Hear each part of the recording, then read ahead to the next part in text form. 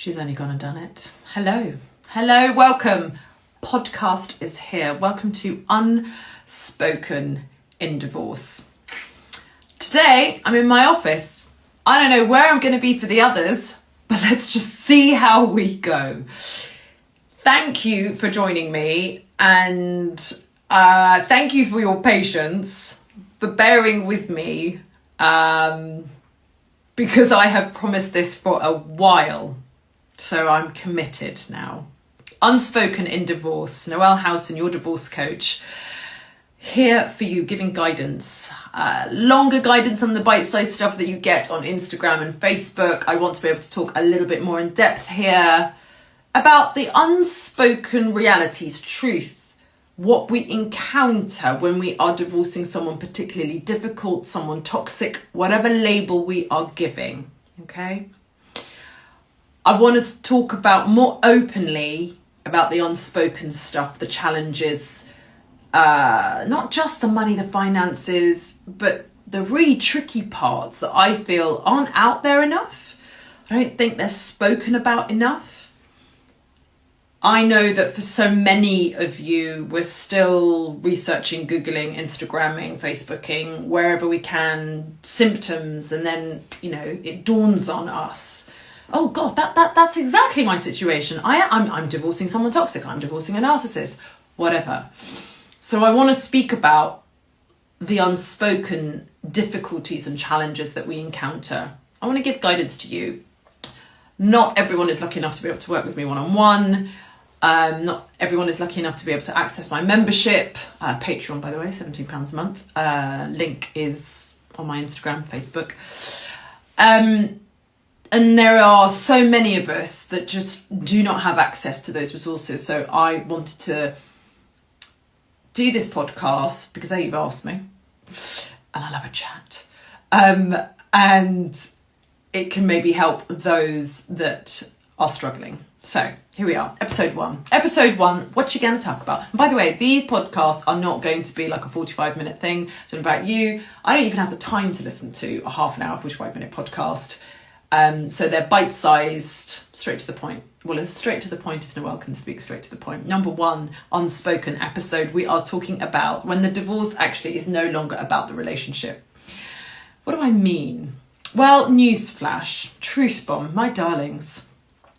Coming to this divorce process, you carry with you so much emotional baggage, questions, thoughts, nightmares. The failures, what happened, the abuse that we went through. There is a truckload of stuff that you are dealing with on top of all of the divorce admin stuff that, by the way, the narcissist is not dealing with. The divorce process for you also encompasses this journey around why the relationship didn't work, the events that happened to you, the trauma that you experienced, the difficulties. But for the narcissist, the toxic person, the unavailable person, the emotionally unavailable person, or the person that cannot be emotionally vulnerable, that's what I wanted to say. Yeah, they don't think about that stuff. They're coming to this divorce process with a completely different mindset. And here is the key. This is the unspoken bit. You are coming to this divorce process with in mind trying to make it amicable, trying to get what's fair, thinking about the future, thinking about the children, as well as all the emotional questions that are whirling around in your mind. But their starting position is not this. Their starting position is, I wonder why the relationship didn't work, and what was the stuff that I kind of went through, and how could I have changed, and what could I have modified? No, for them it's about, right, how am I winning in this? I'm not compromising on anything I don't want to compromise on. I mean, if the compromise suits me, then yeah, sure, compromise. I'll compromise away. No, they're not coming. You're coming to this divorce process from a completely different angles. So for you, the divorce process is understanding that the relationship didn't work and having to work through all of that emotional stuff. But for them, the divorce becomes about control. The divorce becomes about, I need to get you back in the box that you were in because that makes me feel better. For them, the divorce becomes about maintaining control post-divorce, hence post-divorce abuse, post-separation abuse. They want to get back to that place where they felt comfortable. Yeah, I know we're not in a relationship, but I've still got to dominate. No, I know we're not together, but I still have to come on top. So I have to be the winner. So I have to cause you pain. And, you know, if me being in power and control causes your pain, well, that's just a consequence. Collateral damage, everything is collateral damage. So for them, the divorce process becomes about a continuation of the abuse and the control that you experience in that relationship. It's not about coming to a solution.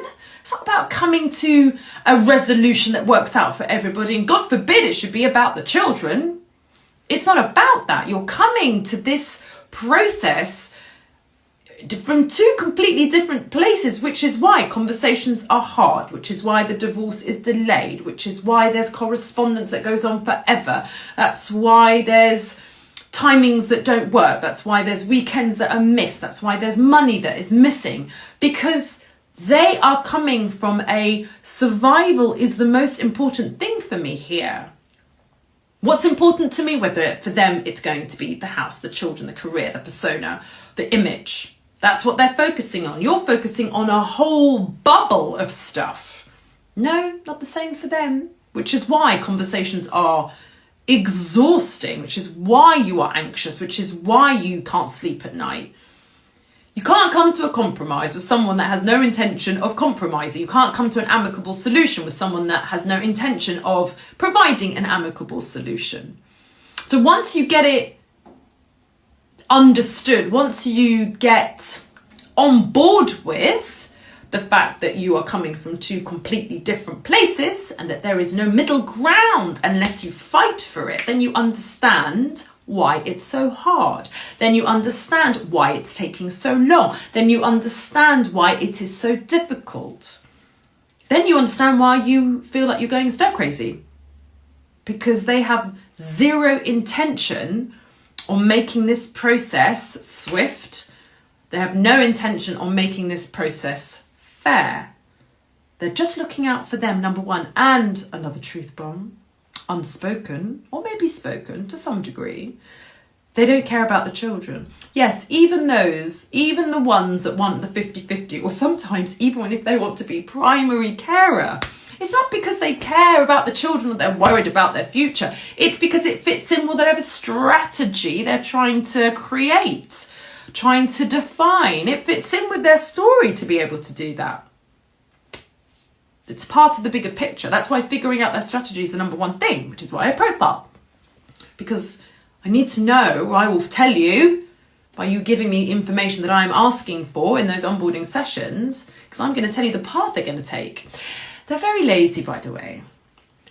Toxic individuals, narcissists, are lazy. They're not going to think of a whole different strategy. The strategy is going to be pretty much encompassing the vast majority of the techniques that they used on you, because to them you are a robot. I'm just going to press the usual buttons. I'll get the same response eventually. I might need to press a little bit harder because you suddenly have developed this thing called boundaries, which I don't like, by the way, but I'll get there. So the strategy they're encompassing is about what is the driven goal for them, and collateral damage is collateral damage. They don't care. But that's why it's hard, because you're trying to be reasonable. They're coming at it with a completely different angle.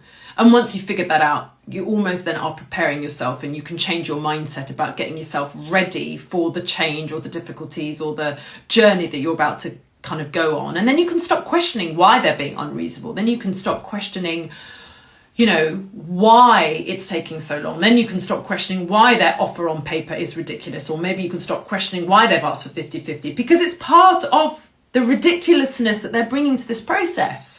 Because it's not about getting a resolution. It's about just causing chaos and drama, because it's another survival mechanism for them. It's a feeding of this desperate lack that they have within them. There is a huge hole.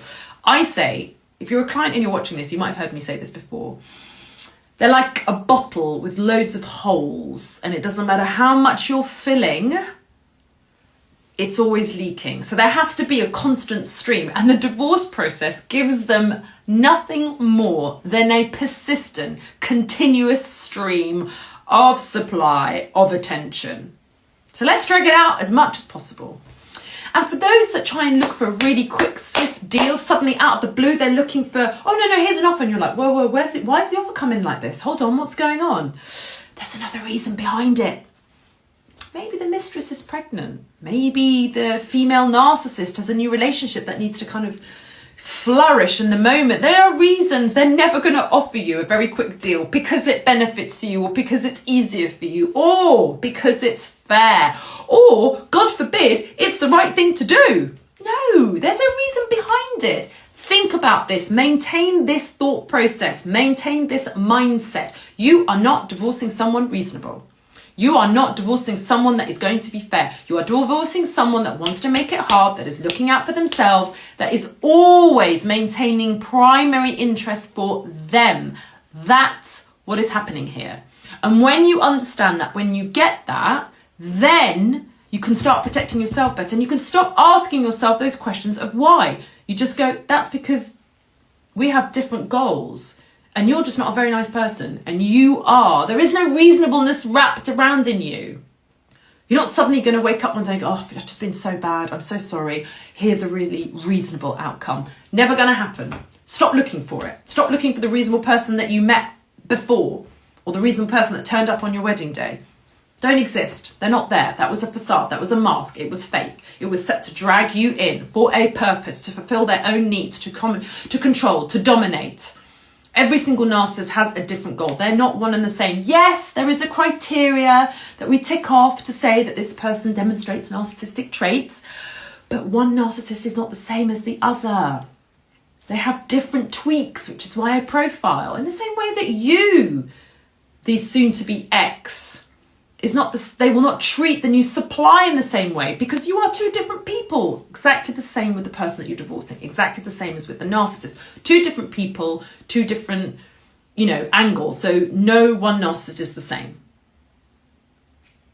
That's another big unspoken that we need to talk about. People say, narcissist. Yeah, but they'll have different bits about them. That's why your divorce journey, though sometimes sounds the same as someone else's. Oh yeah, I divorced a narcissist, or I divorced someone really toxic. Yeah, that happened to me. It won't be 100% the same. There'll be some strong similarities, but there'll be other stuff attached to it. Anyway, going back to the unspoken. Two different starting points. That's why it's hard. Their goal, not your goal. They're not looking to make it easy, looking to make it hard. Realise this, so that the why doesn't occupy your mind late at night. They are who they are for whatever reason. Let's not go into the trauma, their existence, their childhood, why they became who they become. They were not born narcissists. No. It's a personality trait that is developed in childhood, trauma, or narcissistic parents, etc. That's a whole other discussion that we're not going to talk about today. Anyway, that unspoken for today. That's what I want you to understand. I'm hoping that logic, that understanding then changes your mindset for you. And that when you understand you're coming from two completely different angles, you understand the process better. For them, the divorce is about the ending of the relationship and hoping to come to a solution. For them, it's like, yeah, that didn't work. How do I win here? How do I control? Completely different places. I hope that resonated. I hope that helped. Send me to a friend, like, subscribe. Tune in for the next one. Take care, my darlings.